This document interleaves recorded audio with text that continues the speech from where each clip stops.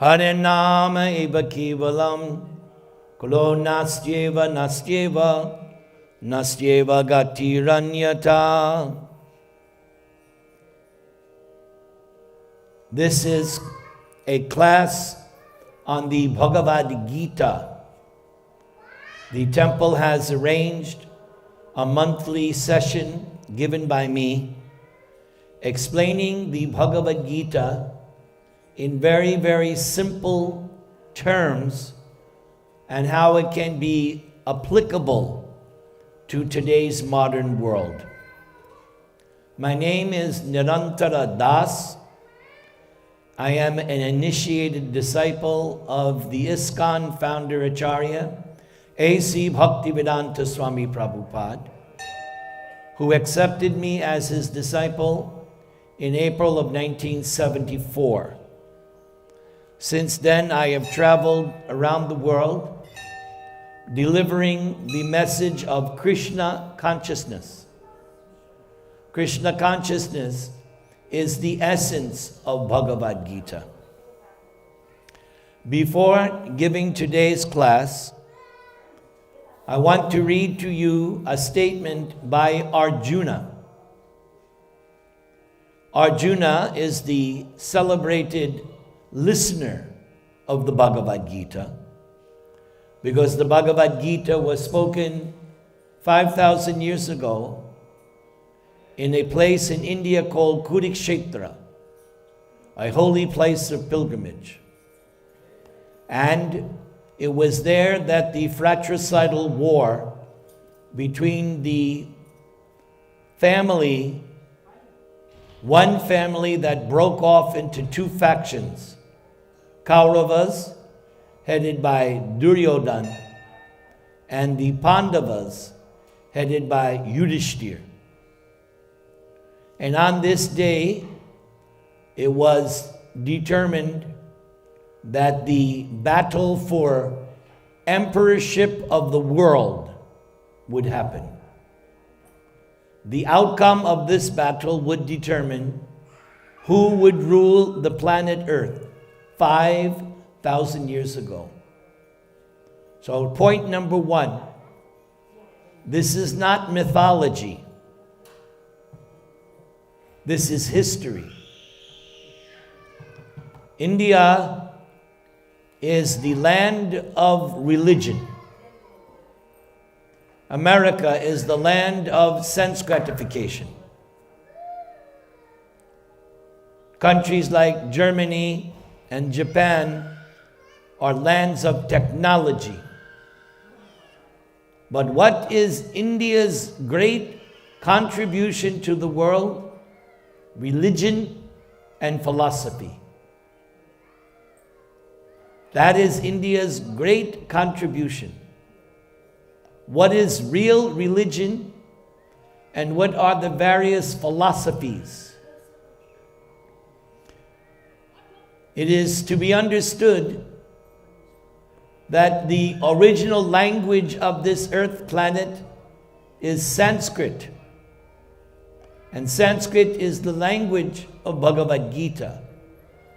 But my spiritual master translated the Bhagavad-gita into English, and my god brothers, his disciples, have translated that Bhagavad-gita into almost every language in the world, including Arabic, Swahili, Chinese, all the different languages. This Bhagavad-gita is now translated. So Arjuna was the recipient of the Bhagavad-gita. It was for Arjuna's condition that Krishna spoke Bhagavad-gita. But after Bhagavad-gita, after the battle of Kurukshetra, after Krishna's prediction came true, because in the 11th chapter of Bhagavad-gita, Krishna shows his Vishvarupa, universal form. And after Arjuna saw this universal form, which was all expansive, with thousands of heads and thousands of eyes and arms. And Arjuna was seeing all the Kauravas entering the blazing mouths of this Vishvarupa. Arjuna was experiencing mixed emotions: awe, veneration, fear, wonderment, bewilderment. So many different emotions. At one point, Arjuna said, "Who are you? What is your mission?" And this universal form responded, "I am time, the great destroyer.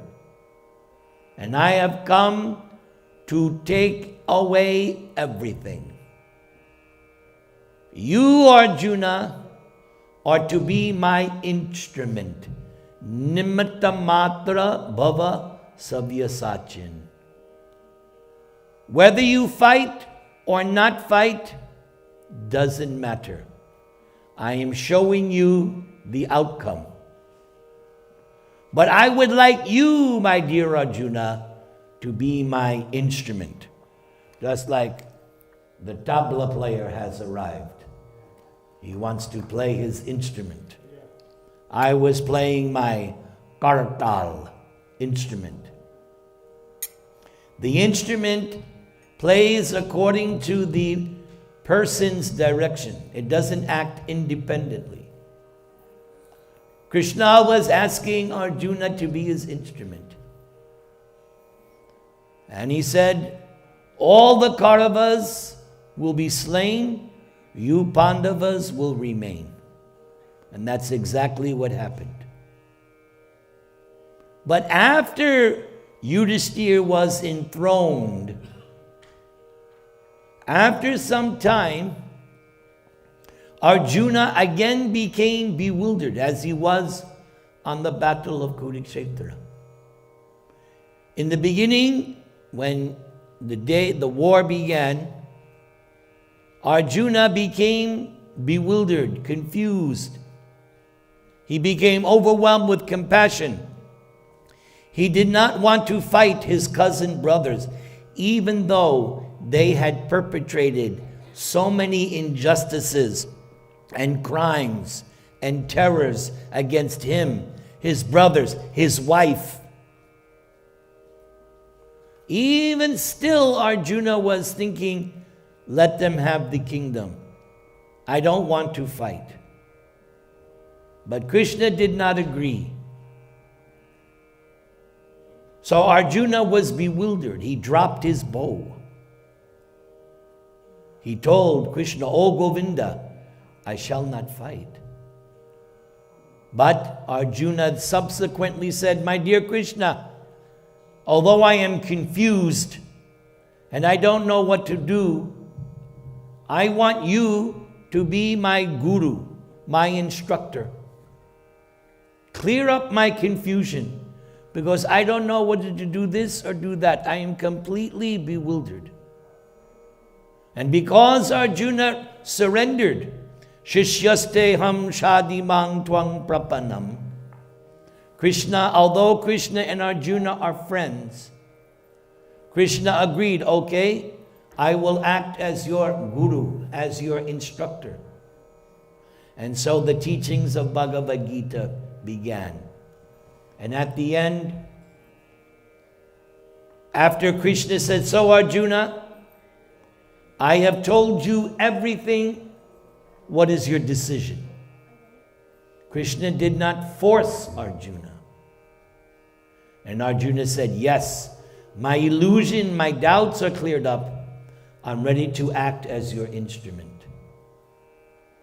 But later, again Arjuna became bewildered. Why?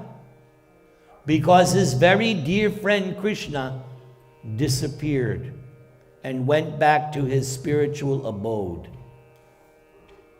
And once Krishna disappeared, all of a sudden, all of Arjuna's special powers were gone. Arjuna had defeated many warriors, even demigods. He even battled Lord Shiva and got from him special weapon. So Arjuna's heroics as a warrior was well known. But after the disappearance of Krishna, his special weapons, his powers, no longer valid, revoked. So, when Arjuna returned after spending some time in Krishna's capital, Dwaraka, where Arjuna learned of Krishna's leaving the planet Earth 5,000 years ago, he said this to his brother Yudhishthira, because Yudhishthira was expecting his brother to return, but after 2 months he became very concerned. So when Arjuna arrived to see his brother, Yudhishthira could see in Arjuna's face, he was completely downcast. He was completely lost all bodily luster. That's the sign of great tragedy. So Arjuna explained to Yudhishthira all the events that took place, how he failed in protecting Krishna's queens, how he couldn't do this, he couldn't do that. Then finally, Arjuna said to his brother, "Now I am attracted to those instructions imparted to me by the personality of Godhead, Govinda." Everybody please say, Govinda. Govinda is Krishna's intimate original name. Govinda. Everybody? Govinda. Now I am again attracted to those instructions imparted to me, meaning those instructions of Bhagavad-gita, which he had heard previously. Why? Because they are impregnated with instructions for relieving the burning heart in all circumstances of time and space. Arjuna's statement is very, very practical for us. The instructions imparted to me by Govinda, meaning Bhagavad-gita, they're impregnated. That means full of what? Instructions for what? Relieving the burning heart, anxiety. Every one of us, throughout the weeks, we experience anxiety from time to time. Why? Why do we experience anxiety? Attachment. It is only because of attachment that we experience anxiety. Either we're attached to our own body. We all feel anxiety. We look in the mirror. Ooh! Gray hair. Wrinkles. Right? Or we go to the doctor and he says, "My friend, you have to lose 200 pounds. You're obese. My friend, you have this, you have this, it's a whole checklist. You have all these health conditions." Immediately, we're in anxiety. Or we're attached to family members. Our children are not doing good in school. We come into anxiety. We all have this. Or I have a friend, a good Bihari friend. He's in anxiety now because his daughter did very good in college, but now she can't get into postgraduate. She's applying to all these colleges, no response. He's in anxiety. He comes to me, "Prabhu, what to do?" I tell him, there's only one thing to do. Hare Krishna, Krishna Krishna, Hare Hare, Hare Rama, Rama Rama, Hare Hare.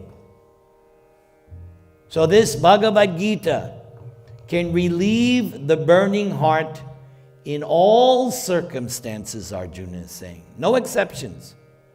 Whether here, some other place, doesn't matter. In any circumstance, this Bhagavad-gita can relieve the burning heart. Why? Because the instructions of Krishna are the absolute truth. They were true in the past, they're true now, and they will continue to be true forever. That is why the correct definition of our religion is Sanatan Dharma. That is the correct term, not Hindu. Sanatan Dharma. What does that two words mean? Sanatan. Past, present, future. No beginning. If it has no beginning, it has no end. Other religions, they give a date. This religion was started on this, not ours. Sanatan. Eternally existing. This is the culture I started to practice at the age of 23. In 1973, I started to practice Sanatan Dharma. I was raised in a different culture. As you can see, I'm not Hindu Indian. I come from New York, raised in a different Catholic Christian religion. And people over the years have asked me, why you're doing this? You were raised like this, you were raised. Why? I said, because I was seeking the truth. And the truth has nothing to do with this or that or country or... Truth is truth. Another explanation I give to people, because sometimes they mock, why are you worshiping a Hindu God? I said, no. God is one. Then I tell them, look at the sky. How many suns do you see? One. But the sun is appreciated differently in India. Now, in India right now, it's starting to get very warm, correct?